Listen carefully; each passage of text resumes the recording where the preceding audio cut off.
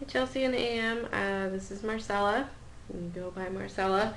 And I just want to go over some of the just kind of what we're doing with the making project and one of the first things we can start doing.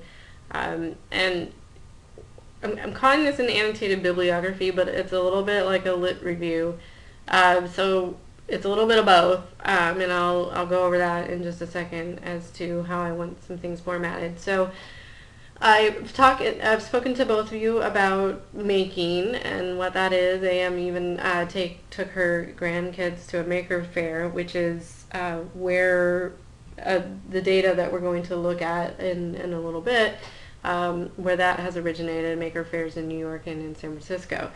And mainly, again, the data was collected by the two of the engineering faculty that are out at Polytechnic campus, and they're primarily interested in making and its relationship to kind of engineering education. Does making encourage interest in engineering for children? Does it, help with that path? But they're also open to looking at it in a more holistic view and kind of in a more sociological view as well. So they have this qualitative interview data of parents and children of makers at maker fairs. And so we're kind of looking at it, it's really, again, as we learned from what qualitative research is rather exploratory at this point. I wouldn't say we have necessarily a particular hypothesis in mind at this point. So we're really just doing some exploring with some ideas. And I think before we get into looking at the data, I think it would help if we just took a kind of a grand look at the literature out there and some of the different topic areas of kind of what we've discussed, me and Micah and Sean. So some of the themes that we've talked about are we're kind of looking at making or maker fairs as almost akin to a voluntary organization, kind of something like 4-H or some academic clubs or schools or libraries. So 4-H especially, they brought this up in terms of 4-H. There's usually some kind of culminating project. There's something that you get involved with, and there's a process along the way, and then you showcase your final project. You explain it. You talk to people about it, and you're kind of judged on that. Well, making and maker fairs are very similar in the sense that you make something, and sometimes it's in a group, sometimes it's by yourself, but there may be some kind of theme involved of, okay, you can only use a certain amount of materials, or you need to use a certain technology, or there's a certain theme added at the end, so you're working within a certain context. And then, with making, a lot of the thinking behind it is that it's good to fail, it's good to make mistakes, it's good to revise and tinker and try path A, and if it doesn't work you try path B, and you use different sources and materials or whatnot. And maker fairs are where it's okay if your product is less than perfect, because you're going to get feedback on it, and someone there may say, oh, well, did you try this? This might work. This might help you get that result that you want. So we're kind of looking at that with voluntary organizations. So thinking about it, okay, what's the purpose behind it? Some of the end results about it. Again, if it's within an organization or a club, is it to promote teamwork, or is it because there's just this kind of after-school activity to keep your kids busy? And then also, just kind of tangentially, maybe looking at what the demographics are in terms of who are these participants in these kind of organizations. So related to that, but maybe a little bit different, is this idea about leisure groups and leisure activities as purposeful constructs. So I talked to AM, we talked a little bit about this, but it seems much more now that in terms of parenthood and childhood, that it's less likely for parents to say, well, just go out and play. Just go out and do something unstructured without any endpoint or result in mind. A lot of activities are now very structured and very geared towards some kind of, again, purpose at the end result. Is it to enhance intellectual capabilities? Is it to move your child into a certain interest area? I mean, we've seen this with sports. I don't know if you've heard about it, but, parents who are just push kids into one sport, and they're on travel teams, and, I mean, it's crazy. So is there just this now more of an idea about children needing to be in these more purposeful leisure activities, which can often involve an entire family? So one thing that we've discussed with the making these parents and these children, some of them it's kind of in the family, if you will. I mean, they do making together, and they they tear things apart and put them together, and it's kind of their family leisure. So, what are we talking about here is this kind of rise in organized activities for children, and does making fit into this? Again, the parental influence on it, and I'll showcase an article coming up here in a little bit, but some of the literature about these extracurricular activities, if you will, and so you may, in terms of looking at research, you could look under extracurricular, leisure activities, enrichment activities. All of that's going to fall in here.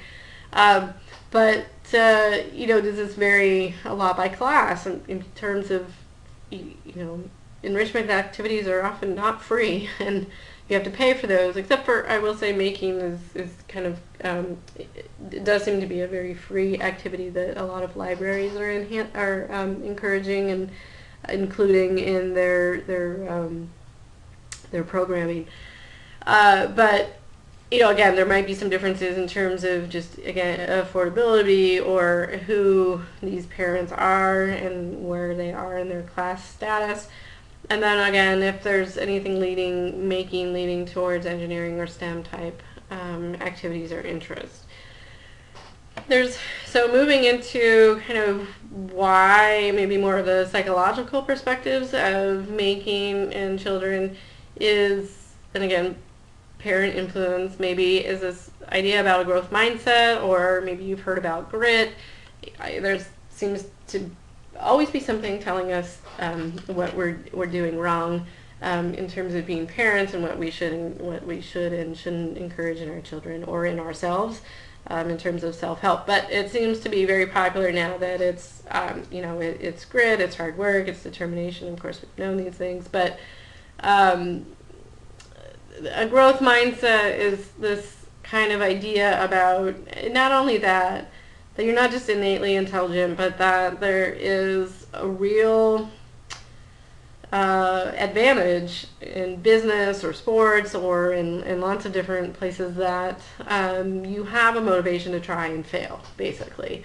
That we're not always going to get it on the first try, and that doesn't make us smart. You need to be able to put yourself out there and you just try different avenues and different paths and fix and revise and move forward. So making, it kind of falls into that again, in terms of it's really atypical to get something right the first time, and that you keep trying at it, and you move forward in that way. So anything around growth mindsets would be another avenue to pursue.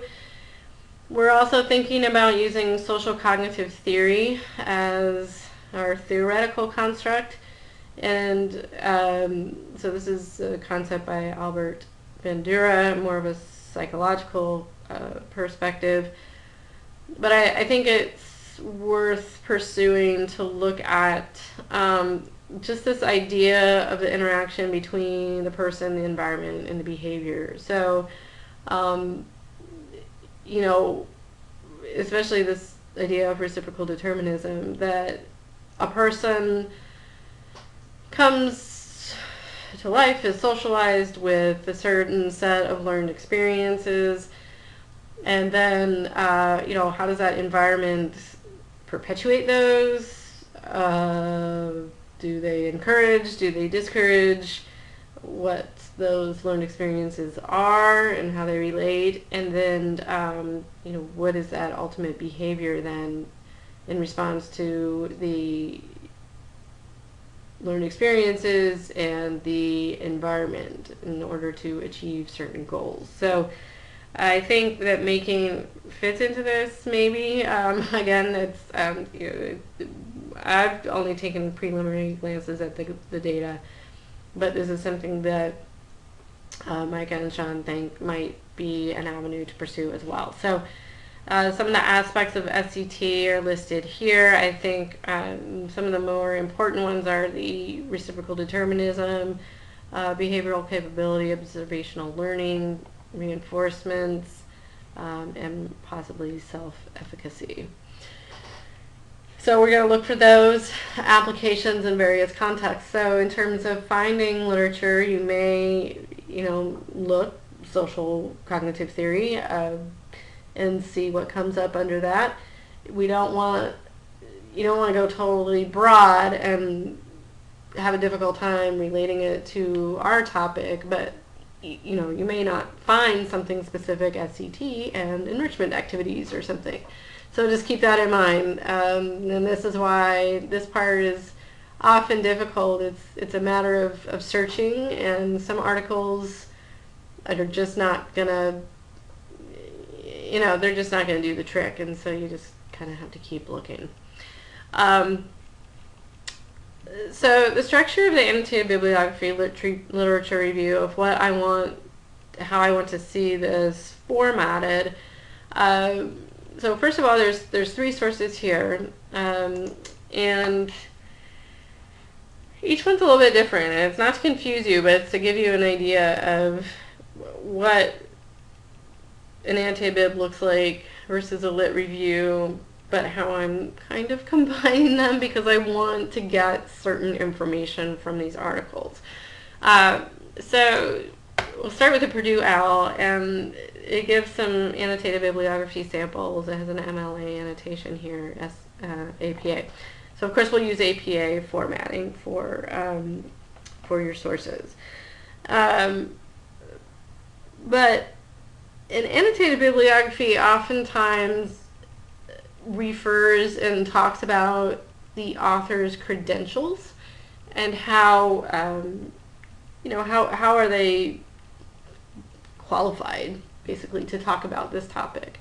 I'm not interested in that. I'm more interested in providing a little bit more like this MLA example. I'm interested in providing, and this is where it's more like a lit review, is you're really kind of providing more of an analysis, I would say, rather than just presenting information. So we're the part that I'm using here is this idea of how it can relate to the research, and I'll show you an example in a minute. So this gives you a basic idea of what is an annotated bibliography and how it's formatted. This one's also a good one, versus annotations versus abstracts, and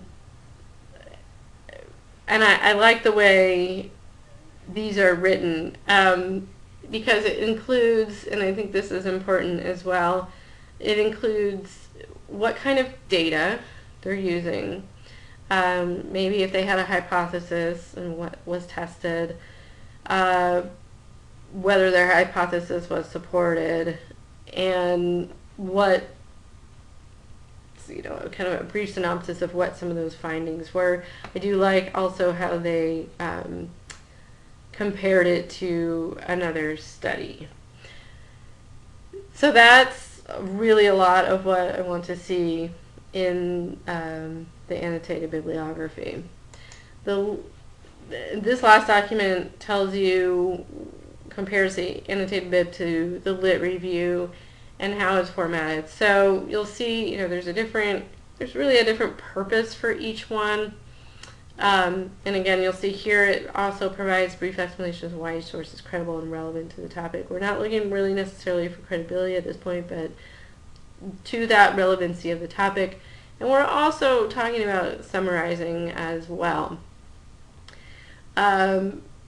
We are going to format it more like this as the annotated bibliography. So you're going to find a source, you're going to cite your source in the APA, and then you're going to have 2 or 3 paragraphs. That's the another difference. An annotated bib usually is 1 paragraph, maybe 2, very short, very concise, not very long, maybe about 150, 200 words. Whereas a lit review body is you're really combining. Usually you're combining sources and finding some commonalities between them and presenting them in 1 or 2 paragraphs. And then, really it becomes almost a part of a paper where you start then transitioning into other topics. I'm okay with it being more independently focused on each source. Although I think maybe what will happen is as you review certain sources, maybe with extracurricular, you're going to find some commonalities, and that's where you can still cite them this way, but maybe organize them in a way so that they are flowing in terms of commonalities between topics. So take a look at these and just keep that in mind in terms of how you will be presenting your work. So I provided an example of what to include. So I found something, this would fall under leisure activities. It's one of the topics up here. And it's by Vincent Ball. They're European sociologists. I've used their work before. This is called Making Up the Middle Class Child, Families, Activities, and Class Dispositions. So you'll see I talk about the authors. I do say, they're kind of go-to people in terms of class-related issues. But they use semi-structured interview data to analyze enrichment extracurricular activities of young children in relation to establishment of middle-class identity. They identify certain class status strategies, reproduction of class status strategies. So see that these are some that they list, but I don't go into explaining all these except for maybe looking at some other issues. I note that they use some terminology by Annette Leroux in her study of middle and working class families, some of these particular issues like concerted cultivation, natural growth. This is the difference between middle class or working class and middle class parenting, perhaps. And you can see that, again, this relates to how children and how parents want their children to spend their leisure time. This is where this is kind of the annotated bib, but also the lit review piece. Try to make a connection as much as you know about this making data and project that you have, and given this explanation that I provided you, think about how this article that you found can relate to the data that we have on making, or again the philosophy of making, somehow relating it back to this topic. So I note that this research may be included in research on making the following ways. First, we're using the qualitative method. This article uses a qualitative method. I don't go into all of that explanation in the paragraphs, but when we go back to look at this article, which may be worthwhile, it may be worthwhile to look at the methodology, how they presented it. It's always a good idea, depending on which journal you're going to submit this to see how that portion is written. Again, just for really the information purposes. Secondly, is making a middle class activity? Is it a middle class enrichment activity? I don't know. The data that we have, it may lend itself toward that, it may not. I mean, there's the aspect of, well, making is technically free. These maker fairs, I don't think they cost anything to get into. I'd have to clarify that. But You know, it's not necessarily where you have to go, you have a class or something like that, but there are the aspects of, you know, driving your kid to the Maker Faire, possibly buying supplies, which could be spendy, could be not. So, or again, is it related to the philosophy of raising that child in the middle class? So, you know, I want my kid to be an engineer because that's a good paying profession and probably one that's not going to go away. Or is that one where you think this will help my child excel in school? I want my child to get good grades. I want him to be competitive. So, you know, it could be the kind of the tangible part of it, or maybe the philosophical part of it. We don't know. We'd have to look at the data, but this article may keep this in mind.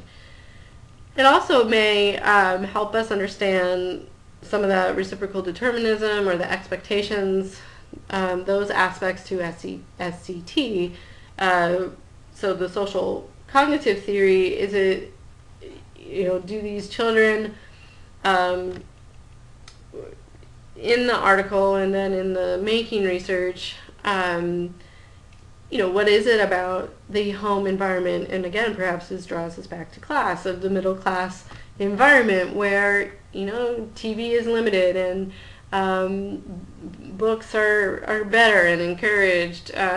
Is it, you know, children have more of that parental influence, and are the parents engineers themselves, and so they can help their children with this, and so it reinforces that interest in making and so on. So